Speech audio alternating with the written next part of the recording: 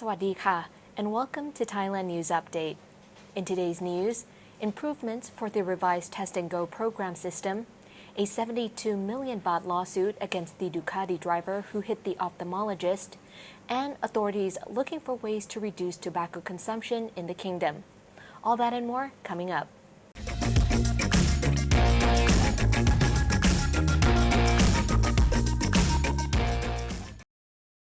In the wake of the lower than expected take-up of the revised Test and Go program in the Thailand Pass, the Thai PM has made direct orders for quick improvements in the reliability of the digital system.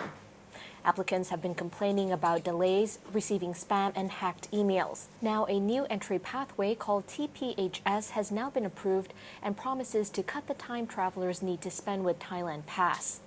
TPHS stands for Thailand Pass Hotel and Swap System and needs just 10 to 15 minutes until it can issue applicants with a pending approval message. In the meantime, the Department of Foreign Affairs claims they will continue to issue QR codes for Thailand Pass applicants within 7 days. The Tourism Ministry and the Foreign Ministry are also adding the Thailand Pass Hotel subsystem to facilitate automatic approvals on the part of hotels. Hotels in Thailand are being asked to join the system so information from the travelers and the hotels can be cross-checked and automatically include the applicant's Thailand Pass. There's also going to be a new live chat function added to help solve problems for Thailand Pass users. Thailand will be launching the Thailand Elite Card program, which offers a work permit to lure investments from international professionals. Tourism Authority of Thailand Governor and Chairman of the Board of Directors at Thailand Privilege Card or TPC, the operator of Thailand Elite Card, Yuttasak Supasorn, said the privileges for cardholders in the Flexible Plus program include changing the privilege entry visa to a non-B visa and a 5-year work permit. Cardholders receive these privileges if they apply for one of the 3 types of cards worth 1 or 2 million baht and invest at least $1 million in either real estate or limited company or public company or at the stock exchange. He said the 10-year visa may resemble a similar scheme called the long-term resident that the cabinet approved last month. TPC offers exclusive services for members while staying in Thailand, such as concierge service in the immigration fast lane at airports and limousine transfer to various luxury destinations. These additional services are aimed to match demand for those seeking extra personal assistance. The parents of the female eye doctor killed by a police motorcyclist on a crosswalk in Bangkok have filed a 72 million baht lawsuit against the Royal Thai Police Office. The junior police officer who hit her has also had a lawsuit issued against him. The parents of the dead woman and their lawyer filed their suits in the civil court against the RTPO and police Norawit Buadok. The young policeman was driving the Ducati that hit and killed Wararak on a pedestrian crossing on Payathai Road in Bangkok 4 weeks ago today. Their lawyer says they are suing for violation of rights and demanding compensation of 72 million baht plus interest from the date of the violation. The amount covers funeral rights and compensation for the family's loss of their daughter. The court has set April 20th for discussion of issues covered in the suit. Relevant to the lawsuit, the policeman who hit the woman was on duty at the time of the incident.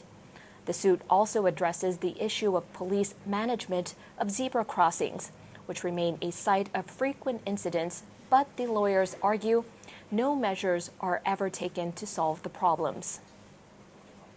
Thailand is going to step further than the graphic photos printed on the pack of cigarettes to discourage the public from smoking. The Thai cabinet has approved a 5-year roadmap focusing on lowering tobacco consumption to help improve overall public health. The plan, with a 498 million baht budget, will start this year.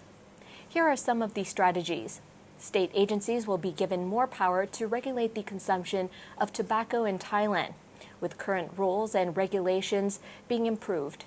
There will be more advertising to increase awareness of the harmful effects of smoking. There will be increased assistance for those who want to quit smoking. There will be greater transparency about contents of tobacco products. There will also be better enforcement of smoking bans in public spaces. And finally, tobacco taxes will be reformed with a crackdown on illegal tobacco sales. A man was rescued after he hanged from a high cliff in Phatthalung, southern Thailand, for almost 2 days, using his shirt to tie himself to the vines, stems, and roots. He was spotted by tourists by the Khao Hua Chang Reservoir, and more than 50 people teamed up for the hours-long rescue effort. Last Tuesday, 47-year-old Amnoy Ratanashotiyo decided to explore a cave in Khao Hua Chang forest. He says he saw a light coming from the top of the cave and climbed up to explore, but ended up stuck and unable to get back down. He clung to vines and roots, but was still suspended 30 meters above the ground. Amnoy used his shirt to tie himself to the cliff and spent the night there. Locals shared with the Thai media that he lived at a monastery near the cliff, and he often went to the cave at the Khao Hua Chang forest to meditate. Officers say Amnoy was safe, but was sent to the hospital for a medical checkup. Ongoing fighting between the Burmese army and some of the civilian factions in Myanmar is now directly affecting Thailand. Soldiers from the Karen National Union and People's Defense Force attacked the Burmese army with mortar guns and grenade launchers in Palu village on the Thai-Burmese border yesterday. Burmese soldiers fired back with their own mortar guns and called for backup help from a helicopter dispatch to shoot at the enemy forces. Soldiers on both sides were killed and injured in the attack. The Karen Hill tribe in Myanmar and several other minority groups have been fighting for greater autonomy since Myanmar gained independence in 1948. Now, following last year's army coup, the Burmese military has continually launched airstrikes on the country's Kachin state, where most Karen live.